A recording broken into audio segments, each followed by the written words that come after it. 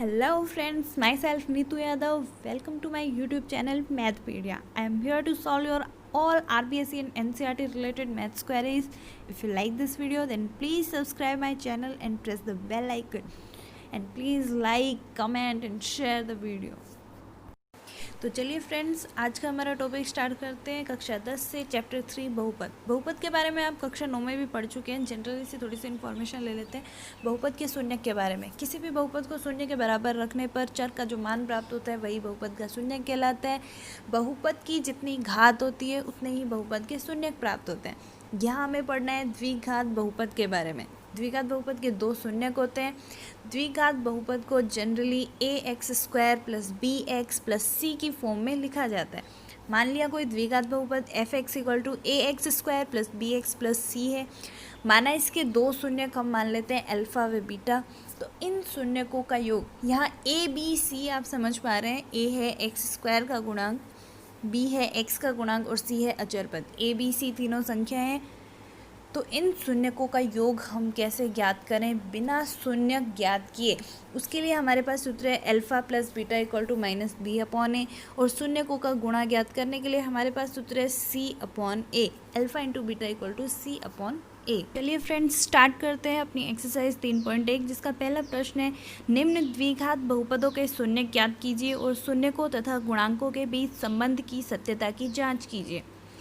इसमें पहला बहुपद आपको दिया गया है 4x² प्लस 8x।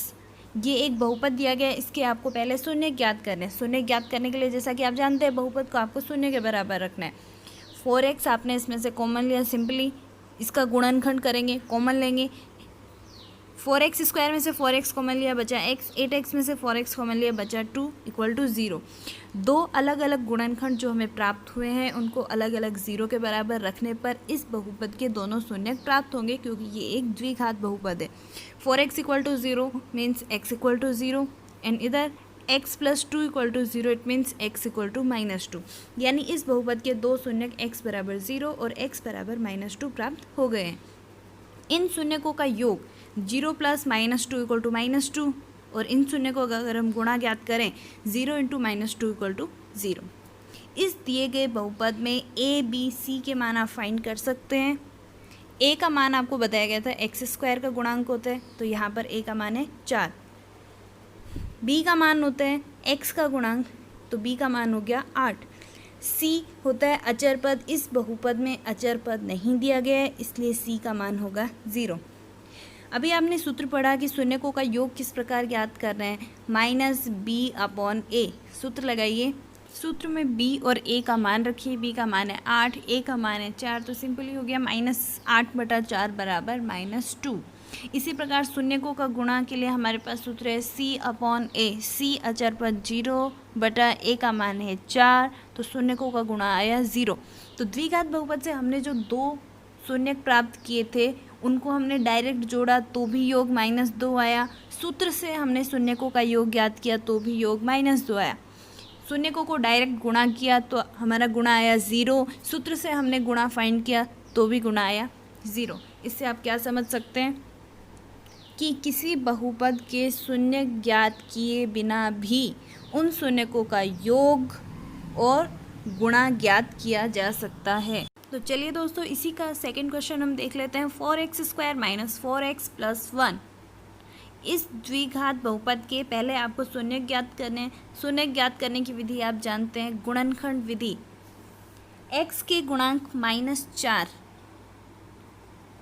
तो दो आप इस बहुपद का गुणनखंड करने के लिए दो ऐसी संख्याएं ढूंढिए जिनका योग x के गुणांक यानी -4 के बराबर हो और जिनका गुणा a और c यानी कि 4 और 1 के गुणा के बराबर हो। यानी आपको दो ऐसी संख्याएं ढूंढनी है जिनका जोड़ हो -4 और जिनका गुणा हो +4। ऐसी दो संख्याएं हमारे पास सबसे पहले दिमाग में आती है -2 और -2, क्योंकि दोनों को जोड़ेंगे तो उनका योग आएगा -4 और दोनों का गुणा करेंगे तो गुणा आएगा +4। तो -4x को हमने दो भागों में विभाजित कर दिया है, -2x और -2x। कॉमन लेंगे, फर्स्ट टू टर्म में से आप कॉमन लेंगे 2x, ब्रैकेट में बचेगा 2x -1।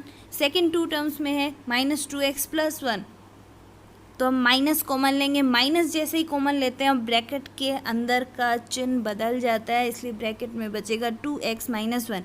एक हमने कॉमन क्यों लिया, क्योंकि 2x और 1 में कोई भी संख्या कॉमन नहीं है, लेकिन एक तो हर संख्या में कॉमन होता ही है। 2x माइनस 1, 2x माइनस 1 दोनों पदों में कॉमन है, कॉमन लिया तो बाकी संख्या बच गई 2x माइनस 1, यानी हमें इनके एक जैसे शून्य प्राप्त होने वाला है। अब इस द्विघात बहुपद के हमने गुणनखंड किए, हमें इनके शून्य ज्ञात करने हैं, तो दोनों गुणनखंडों को अलग अलग शून्य के बराबर रखेंगे, तो इसके दो बहुपद हमें x बराबर 1/2 और x बराबर 1/2 समान शून्य प्राप्त हो गए हैं। इन शून्यकों का योग करने पर हम पाते हैं कि इनका योग आया है 1 और शून्यकों का गुणा 1/2 गुणा 1/2 बराबर 1/4 प्राप्त हुआ है। बहुपद देखकर आप a b c फाइंड कर सकते हैं, क्योंकि a होता है x² का गुणांक, यानी यहाँ पर है a बराबर 4, b है x का गुणांक, यहाँ x का गुणांक है -4, और c है आपका अचर पद जिसका मान है 1। शून्यकों का योग ज्ञात करने का आपने सूत्र पढ़ा था -b/a। b और a के मान रखने पर हम पाते हैं कि शून्यकों का योग प्राप्त हुआ है 1।